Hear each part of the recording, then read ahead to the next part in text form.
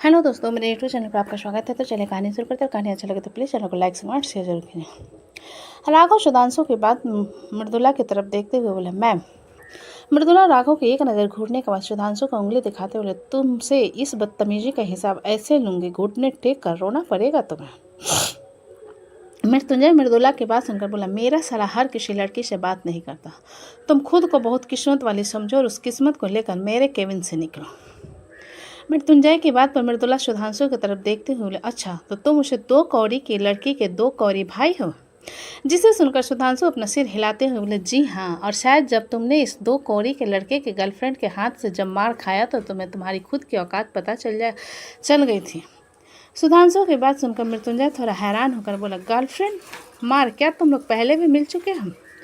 सुधांशु मृत्युंजय के बाद पर अपना सिर हिलाते हुए बोला, बिल्कुल हाँ जीजी। आंखों में पट्टी बांधकर चल रही थी, पुल में गिर गई। मैंने मदद की तो उल्टा मुझे 1 थप्पड़ रसीद दिया, तो ध्रुवी ने इसके 1 थप्पड़ रसीद दिया। मैं तो ले गया ध्रुवी को, वरना उस दिन ये आंटी बुढ़ी हो जाती।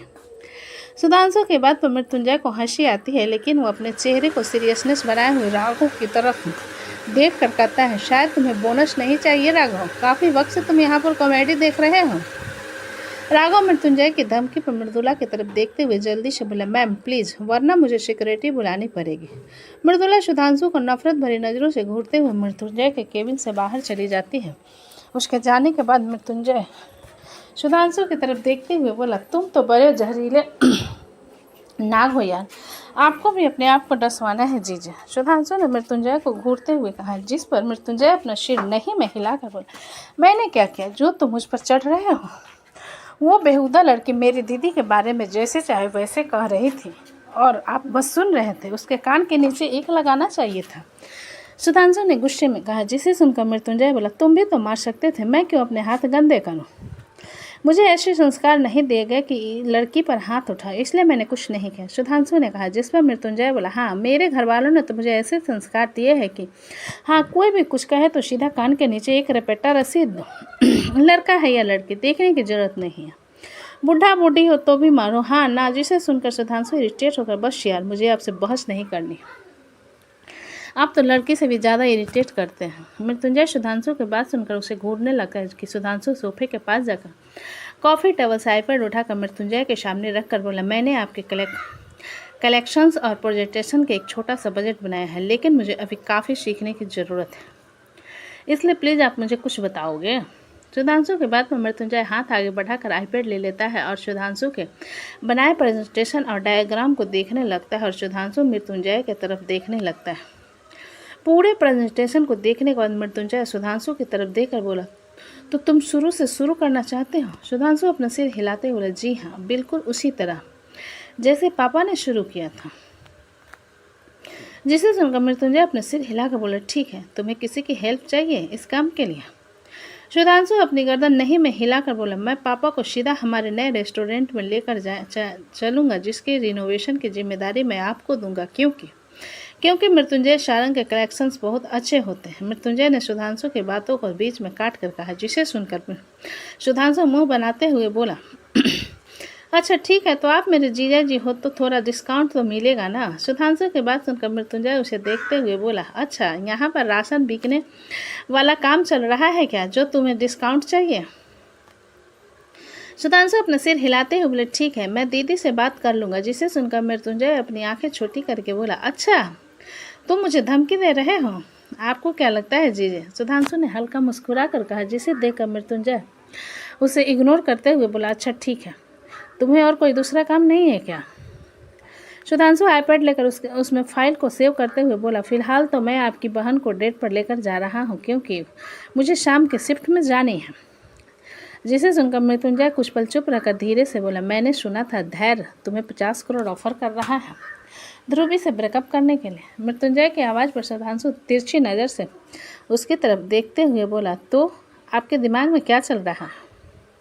मृत्युंजय अपना सिर नहीं में हिलाकर बोला, मैं कुछ नहीं बोल रहा हूँ, तुम सच्चा प्यार करते हो ध्रुवी से, ध्रुवी भी तुमसे बहुत प्यार करती है। अगर तुम ध्रुवी से शादी कर लेते हो तो 50 करोड़ क्या, तुम्हें तो 500 करोड़ भी मिलेगा।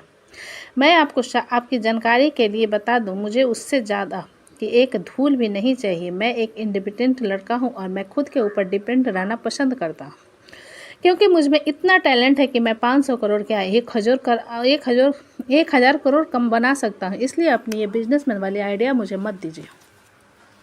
सुधांशु ने सख्त आवाज़ में कहा, जिसे सुनकर मृत्युंजय उसे इग्नोर करते हुए बोला, तुम जैसे अड़ियल और घमंडी लड़के से कुछ कहना ही बेकार है। सुधांशु मृत्युंजय को एक नज़र घूरने के बाद उसके केबिन से बाहर चला जाता है। सुधांशु के जाने के बाद मृत्युंजय राघव की तरफ देखते हुए बोला, तुम्हें क्या हुआ? राघव अपने सिर नहीं में हिलाकर बोला, कुछ भी तो नहीं बॉस। यह सुनकर मृत्युंजय राघव से बोला, घर में कोई प्रॉब्लम है क्या?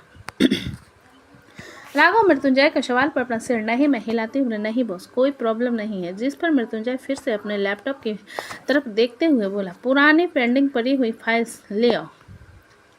राघव अपना सिर हिलाकर केबिन से बाहर चला जाता है। उसके जाने के बाद मृत्युंजय उसे जाता हुआ देखते हुए फिर से अपने लैपटॉप में लग जाता है। ब्लैक माम्बा स्टूडियो में विप्लव अपने टीममेट्स अलीना, जोया, रचित और सीनू, सुनील कुमार गुप्ता सभी लोग के साथ बैठा हुआ था। जिस पर जोया विप्लव की तरफ देखते हुए बोली, हम यहाँ पर क्यों बैठे हैं वीएस? विप्लव जोया के बाद पर बोला, मुझे किसी की इन्फॉर्मेशन निकलवानी है। जिसे सुनकर सीनू लॉलीपॉप खाते हुए हो गए। विप्लव से बोला, यार हम गेमर्स हैं, पता है कि हमें हैकिंग भी आती है, लेकिन इस तरीके से किसी के पर्सनल इन्फॉर्मेशन निकलवाना तुम्हें नहीं लगता गलत है? अलीना सोनू की बात को इग्नोर कर विप्लव से बोली, किसकी इन्फॉर्मेशन निकलवानी थी वापी? विप्लव अलीना की बात सुनकर बोला, भाव्या रावत। जिसे सुनकर अलीना विप्लव की तरफ देखते हुए, ये कौन है? विप्लव वेटिंग बॉल से खेलते हुए बोला, मेरी गर्लफ्रेंड। विप्लव की बात सुन अलीना हैरानी से उसकी तरफ देखने लगी तो जोया उसके हाथ पर नीचे से हाथ रखते हुए विप्लव से बोली, लेकिन वीएस, हम लोगों ने तय किया था कि जब तक हम अपनी खुद की कंपनी गेमिंग डेवलपमेंट के लिए रेडी न कर ले, हम रिलेशनशिप में नहीं आएंगे। रजित जोया का साथ देते हुए विप्लव से बोला, जोया बिल्कुल सही कह रही है, इसलिए जब मेरी पड़ोसन ने मुझे प्रपोज किया तो मैं सीधा ना कह दिया, और आप हमारे लीडर होकर प्रॉमिस को ब्रेक कर रहे हो, ये गलत है। सोनू रचित का साथ देते हुए विप्लव से बोला, रचित बिल्कुल सही कह रहा है, बेचारी अलीना कब से आपको प्रपोज करना चाहती थी। और आहा आहा ये कहते हुए सीनू दर्द में अपने पैर को सहलाने लगता है, क्योंकि जोया ने उसके पैर पर पैर मारा था। वही विप्लव सीनू की बात सुनकर अलीना की तरफ देखते हुए बोला, व्हाट? अलीना विप्लव के बाद अपना सिर जल्दी से नहीं में हिलाकर बोली, नोथिंग लीडर। सीनू तो कुछ भी कहता रहता है, उसकी बात पर फोकस मत कीजिए। जिसे सुनकर विप्लव सीनू की तरफ देखते हुए बोला, अब तुम भी ही भाव्या की इन्फॉर्मेशन निकलवाओगे? सीनू बुरा सा मुंह बनाकर विप्लव की तरफ देखने लगता है तो अलीना विप्लव से कहती है, मैं उनकी इन्फॉर्मेशन निकलवा दूंगी। तभी कमरे का दरवाज़ा खुलता है और एक 23 साल का लड़का, जो दिखने में काफ़ी हैंडसम था, अंदर आता है। रचित उसकी तरफ देखकर मुस्कुरा देता है और वही विप्लव उस लड़के को देखकर बोला, रियो, तुम कुछ काम था? रियो रघुवीर सिंह ठाकुर विप्लव की बात पर आंखें चढ़ाते हुए बोला, क्या बात करनी थी? विप्लव रियो के एटीट्यूड पर गहरी सांस भरकर बोला, यार आज तुम फ्री हो? रियो रचित की तरफ देखते हुए बोला, क्या तुम डेट पर जाना चाहते हो? रचित कुछ पल सोचने के बाद बोला, बेबी वीएस को काम है, इसलिए हम अपनी डेट पोस्टपोन कर सकते हैं। सीनू उन दोनों को देखते हुए मुंह बनाकर लॉलीपॉप को फिर से खाने के लिए मुंह में भरता है। जिस पर रियो कहता है, ये जो मुंह बनाना है ना, सारा निकल जाएगा। रियो के सनसनी भरी आवाज़ को सुनकर सीनू घबरा कर बोला, मैंने कुछ नहीं किया। सीनू की घबराहट पर रियो विप्लव की तरफ देखते हुए बोला, क्या काम था? विप्लव भाव्या को फोटो रियो के सामने रखते हुए बोला, ये मेरी गर्लफ्रेंड है, मुझे इसके इन्फॉर्मेशन निकलवानी है। रियो विप्लव की बात पर अपना सिर हिला फोटो को अपने पॉकेट में रखते हुए बोला, 1 हफ्ते बाद मिल जाएगी, क्योंकि इन्फॉर्मेशन निकलवाना हलवा नहीं होता। विप्लव रियो की बात पर अपना सिर हिला देता है और स्क्रीन की तरफ इशारा करते हुए कहता है, हम बहुत जल्दी अपने ऑफिस में शिफ्ट होने वाले हैं, इसलिए तैयारी कर लो। जिसे सुनकर सभी लोग स्क्रीन की तरफ देखते हैं, जहां पर उन लोगों के ऑफिस के रिनोवेशन की तैयारी चल रही थी। इधर इंदौर भाटिया मेंशन में विक्रम की नींद दोपहर के 1 बजे खुलती है और जब खुलती है उसे अपने सिर में बहुत तेज़ दर्द होने लगता है। विक्रम उठकर बैठ जाता है और इधर उधर देखने लगता है। जब उसकी नज़र बेडशीट में खून पड़ जाती है तो उसके हाथ पर ठंडे पड़ जाते हैं और उसके सिर में दर्द होने लगता है। जिस पर वह अपने सिर पर हाथ रखते हुए कहता है, व्हाट द फक। तभी कमरे का दरवाज़ा खुलता और एक सर्वेंट नींबू पानी से भरा गिलास और पेन किलर एक छोटे से प्लेट में लाकर वहाँ पर रख देता है। विक्रम नींबू पानी को देखते हुए सर्वेंट से बोला, मैडम कहाँ है? मैडम ने इंटर्नशिप के लिए अप्लाई किया था, उसी के इंटरव्यू के लिए कंपनी गई हुई है, सर्वेंट ने जवाब दिया। जिसे सुनकर विक्रम और कुछ ज़्यादा सवाल ना करते हुए चुपचाप नींबू पानी उठाकर टॉवेल पहनते हुए बाथरूम की तरफ चला जाता है। कुछ देर बाद विक्रम फ्रेश होकर बाथरूम पहनकर आता है और अपने फ़ोन को निकाल आरू को कॉल करता है, लेकिन आरू उसका कॉल अटेंड नहीं करती। आरू के कॉल अटेंड न करने पर विक्रम फ़ोन को देखते हुए खुद से बोला, क्या वो मुझसे नाराज़ है कि मैं उसकी पीरियड टाइम पर उसके साथ फिजिकल रिलेशन बनाए? इतना सोचते हुए विक्रम उसी हालत में सोफे पर बैठ जाता है और आरू के फ़ोन को ट्राई करने लगता है। करीब 20 बार कॉल करने के बाद भी आरू उसका कॉल अटेंड नहीं करती तो गुस्से में वो फ़ोन को वहीं पर फेंक कर तोड़ देता है और धीरे धीरे समय गुजारने लगता है। और 4 बजे आरू की गाड़ी आकर मेंशन के बाहर रुकती है और आरू अपने हाथ में शॉपिंग बैग पकड़े अंदर आती है। धीरज जी अपने काम से आ चुके थे, वही लिविंग हॉल में बैठे हुए थे। उन्हें देखकर आरू मुस्कुराते हुए एक बैग उनकी तरफ बढ़ाकर बोली, पापा मैं ये आपके लिए लिया है। जिसे सुनकर धीरज जी उसके हाथ से बैग लेकर बोले, इतनी सारी शॉपिंग और तुम्हारा इंटरव्यू कैसा गया? जिस पर आरू मुस्कुराते हुए बोली, उन्होंने कहा है कि वो कल तक मुझे बता देंगे कि मुझे ये जॉब मिली है या फिर नहीं, और ये शॉपिंग रक्षाबंधन के लिए है। उसके बाद आरू एक छोटे से बैग से राखी निकालकर धीरज जी के सामने रखते हुए बोली, और मैंने ये भाई के लिए ख़रीदा है। धीरज जी इतनी सारी राखियाँ को देखकर बोले, इतनी सारी राखियाँ?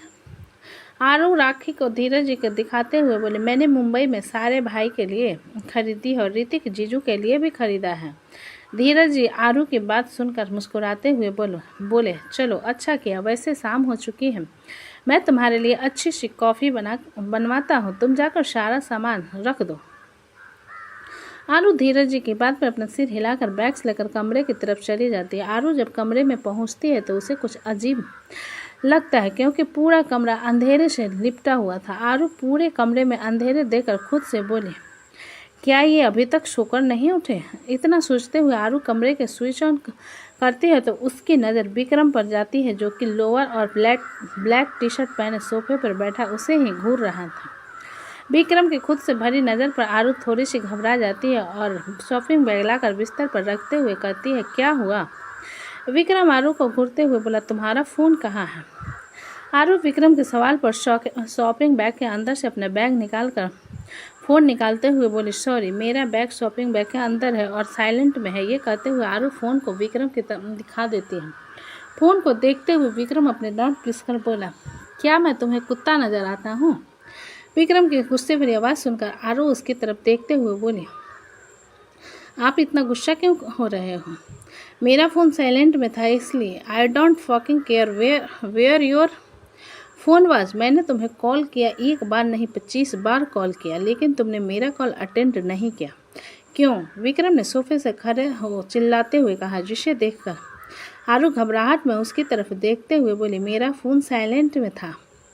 यह सुनकर विक्रम आरू के सामने आकर उसके बाजुओं को कसकर पकड़ते हुए बोला, फ़ोन साइलेंट में क्यों था? कहाँ गए थे तुम जो तुम्हारा फ़ोन साइलेंट में था? आरू विक्रम के हाथ को अपने बाजू से हटाने की कोशिश करते हुए बोले, आपने पी रखी है क्या? आप मुझसे बदतमीजी कर रहे हो। विक्रम आरू के हाथ पर अपनी पकड़ और मजबूत करते हुए बोला, बॉडीगार्ड के साथ गई थी या अकेले? पहले आप मेरा हाथ छोड़ो, फिर मैं आपको सारे जवाब दूंगी। आरू ने विक्रम को देखते हुए कहा, जिस पर विक्रम उसके हाथ को छोड़कर बोला, बताओ मुझे। तो दोस्तों, कहानी कैसी लगी मुझे कमेंट में लिखें। अच्छी लगे तो प्लीज़ चैनल को लाइक करें, सब्सक्राइब करें और ज़्यादा से ज़्यादा शेयर करें। कहानी को पूरा सुनने के लिए धन्यवाद।